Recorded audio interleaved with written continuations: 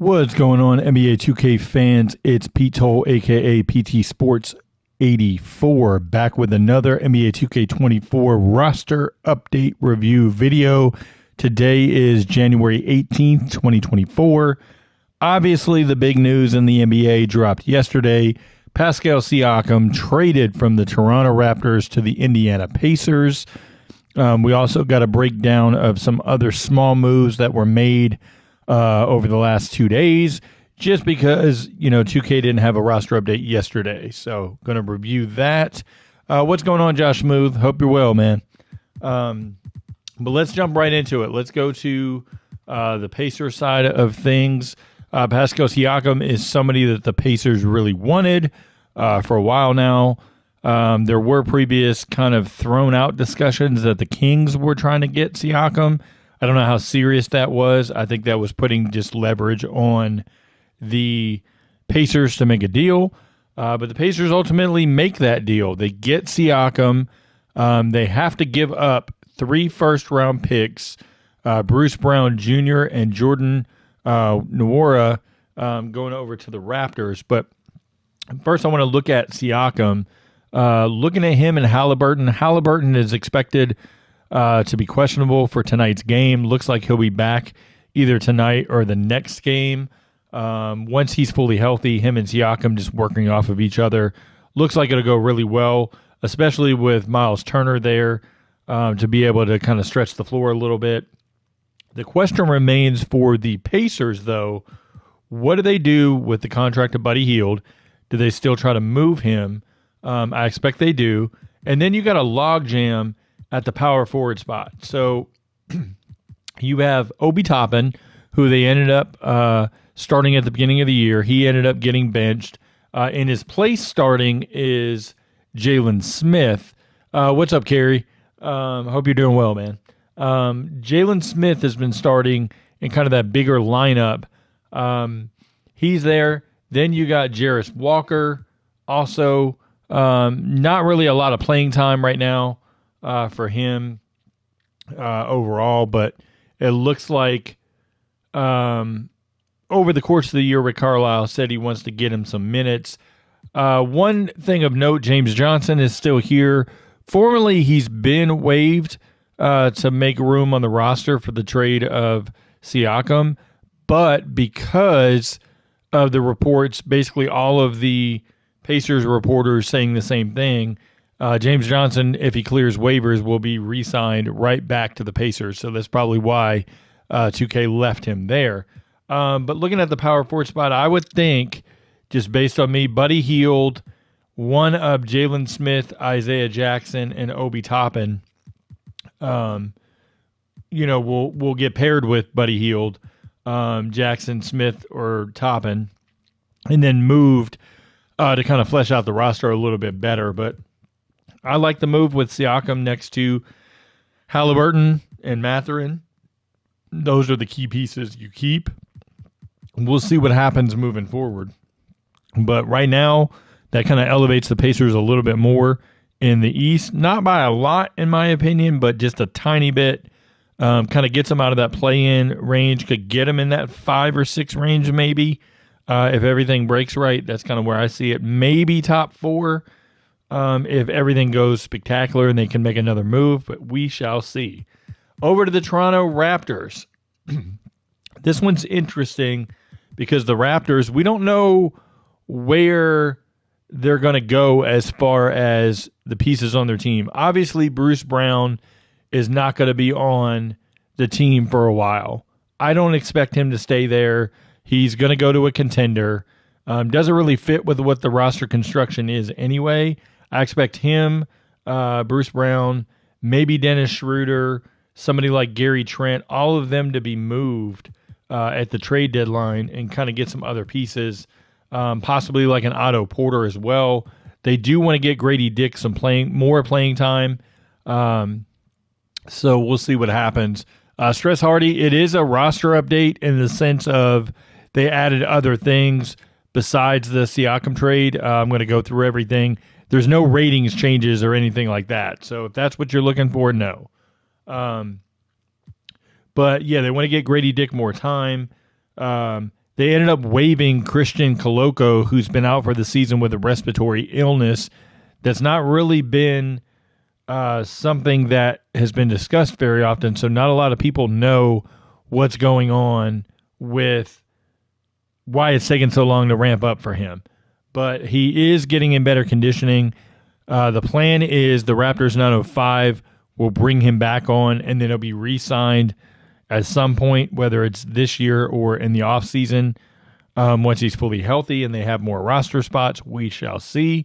I like Christian Coloco. I think he's a good piece defending, with blocks and things like that. We'll see.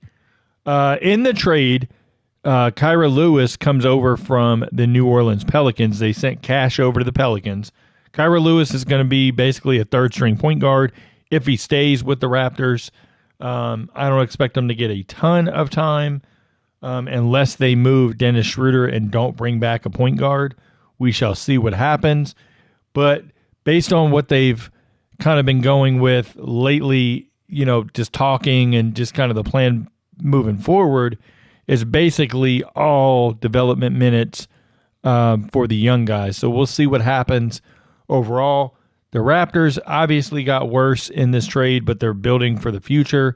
The 3 first-round picks they got were 2 2024 picks, probably in the 20s or the late 20s at that, and then a 2026 pick, probably also going to be in the 20s. So not a great haul, but, the reports were that Masai Ujiri took the best offer he could because he expected the offers to get worse as the deadline nears, and so he didn't want to lose out on anything. But we'll see. Jordan Nwora is a lights-out scorer. That's all he does. He barely passes, doesn't play the greatest defense either. He is a scorer. So off the bench at the small forward spot, that kind of fills that role, I think, for them because Otto Porter has been hurt.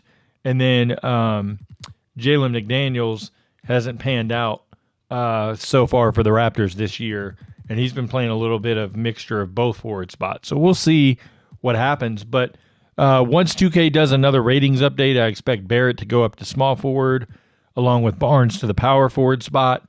They'll correct those. They don't correct them before the ratings update for some reason, as far as like other modes and trying to sync them up and things like that. So they usually wait for those things to happen. Real quick, some housekeeping notes. They updated the jersey numbers for Gallinari to number 12, and then Mike Muscala to number 41. Also, quick change with Ricky Rubio leaving the Cleveland Cavaliers via buyout. He's retired. They added, Tristan Thompson changed his number to 13 from number 12. The Cleveland Cavaliers did add in Pete Nance on a 10-day contract. For those that don't know, both his father, Larry Nance Sr., and his brother, Larry Nance Jr., both played for the Cavaliers. So this is a homecoming. This is just kind of a warm welcome to him. He played in the G League this year, averaging 13.5 points to go with roughly about close to 8 rebounds, 3 assists, 50% from the field, 37% from 3. He is a mobile big man who could shoot it from deep. Gets cuts to the basket, but he likes that little short jump hook in the lane as a scoring option. Not a great ball handler.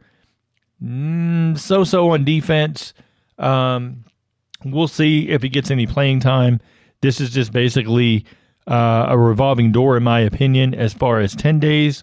Who I'd like to see get a 10-day is Sharif Cooper for the Cleveland Charge. I think he really deserves it. Sharif Cooper has been killing it in the G League so far. I really think he deserves an opportunity to get at least a call-up so he can get that 10-day, maybe get a look from other teams. There's not going to be a lot of options there with the Cavs, but at least he can get a call-up and show what he can do overall.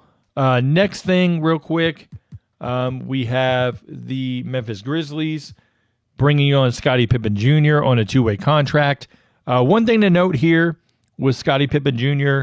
And also Jacob Gilyard combined, they have 42 days remaining on their or 42 games remaining on their 10-day designation that they can play. They'll split those minutes between the two.